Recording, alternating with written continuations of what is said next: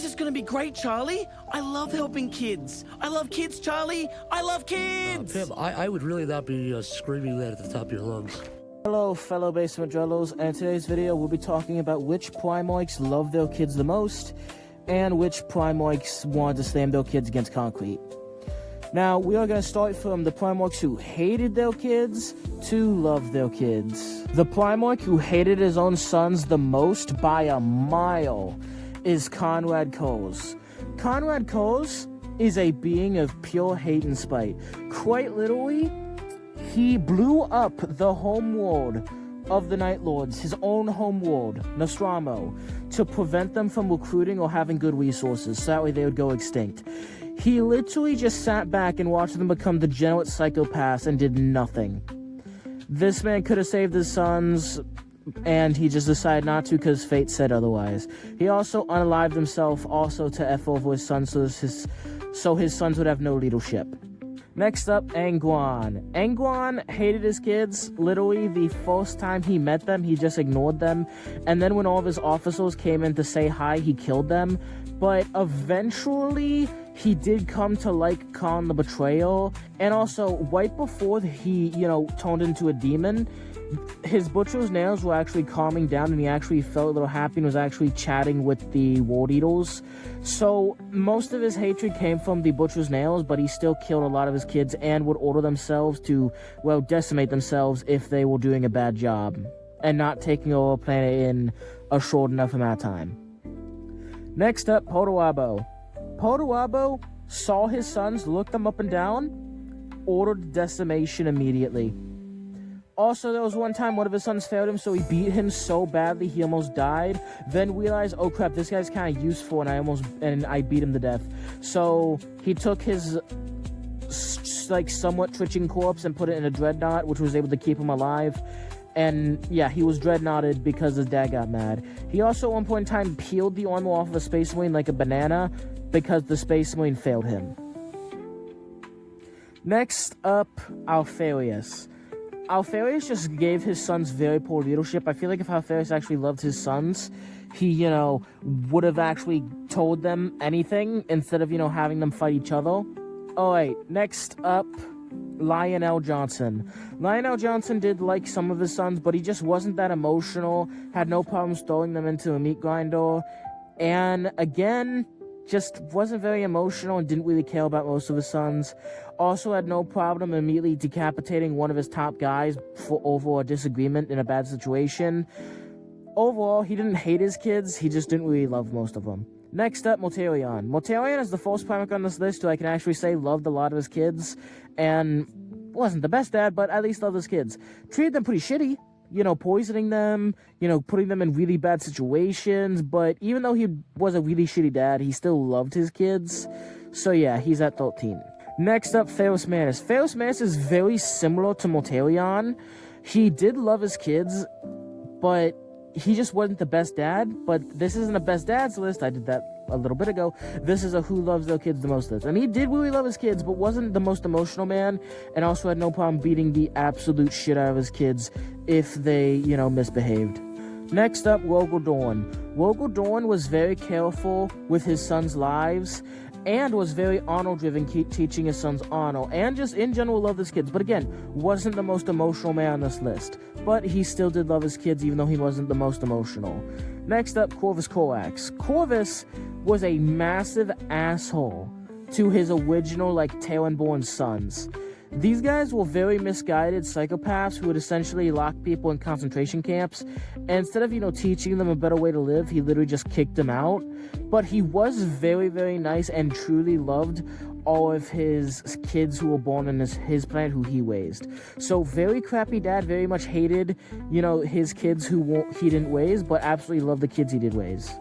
Next up, Leman Russ. Leman Russ was just kind of a goat dad. Didn't even really consider the Space Wolves to be like his kids. More along the lines of just considered them little brothers. And was just a pretty nice dude. Loved his kids and was pretty good to them. I don't think the Space Wolves could have asked for a better father. Next up, Fulgrim.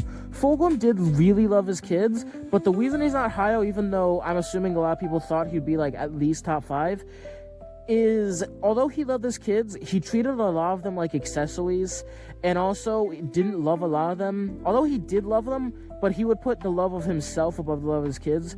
For example, he would use his ego, and he'd pretty much use his kids to stroke his ego, being able to take a planet where there's him and 8 of his kids, and also putting his kids in bad situations just to prove themselves, and to prove, well, not really to prove themselves, just to prove to him how good his kids were, because if his kids are good, that means he's good.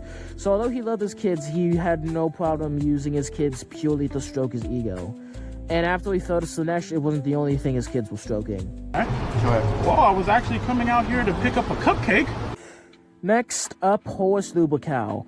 Horus was very similar to Fulgrim, where he had no problem using his kids to stroke his ego, but it wasn't to that extent, and also he'd give his sons more independence and trust them more, and I feel like his love was a lot more natural. It was a lot less petty and a lot less...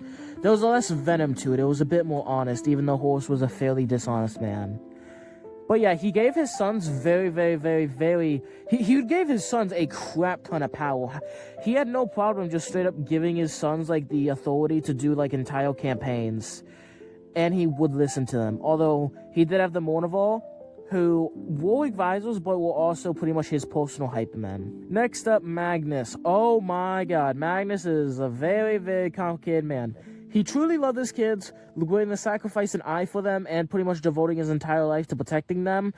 But also he had no problem straight up killing his kids, or threatening to kill his kids at least, if they were going to expose his secrets. But he didn't really enjoy that, and he did truly love his kids, only doing that when they got in the way. But I feel like debatably he loves his kids the most on this list, but also he's pretty inconsistent with his love, so that's why he's down here. Next up, Womanoff Endoman. Womanoff Endoman truly loved his kids, was just a really good dad, all in all, and gave his kids just really good lives and truly loved them.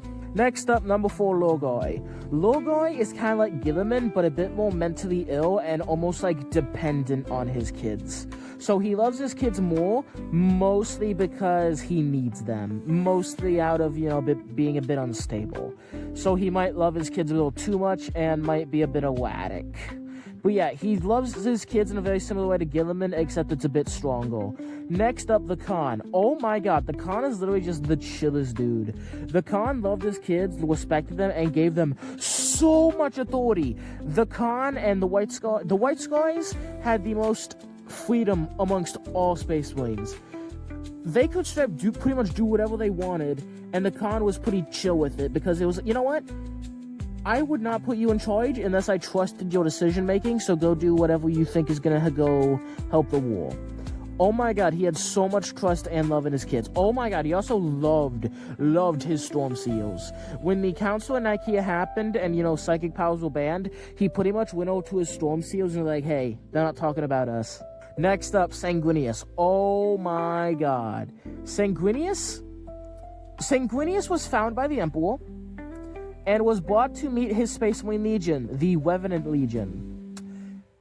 He followed them in the battle, and the Revenants would whip and tail until it's done, not just the men, but the women and children too, and the civilians, and the dogs, and everything. They would also cannibalize and eat their dead.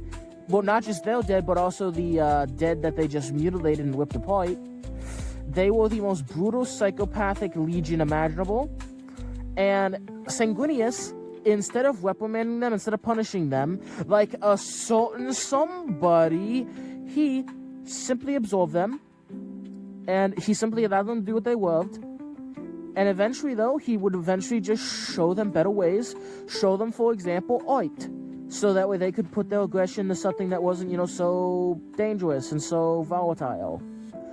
And the Revenants, over time, became more noble, and also, he would only have his sons fight with noble legions, so that way they could learn nobility, like the Ultramarines, the Imperial Fists, the Salamanders, all of these very noble Space Marine legions, so his sons could learn nobility and become nicer.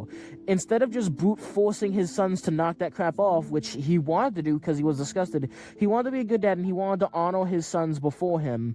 So he slowly, over time, taught them a better way. Also, he just had the best relationship with his sons possibly out of any Primarch heel.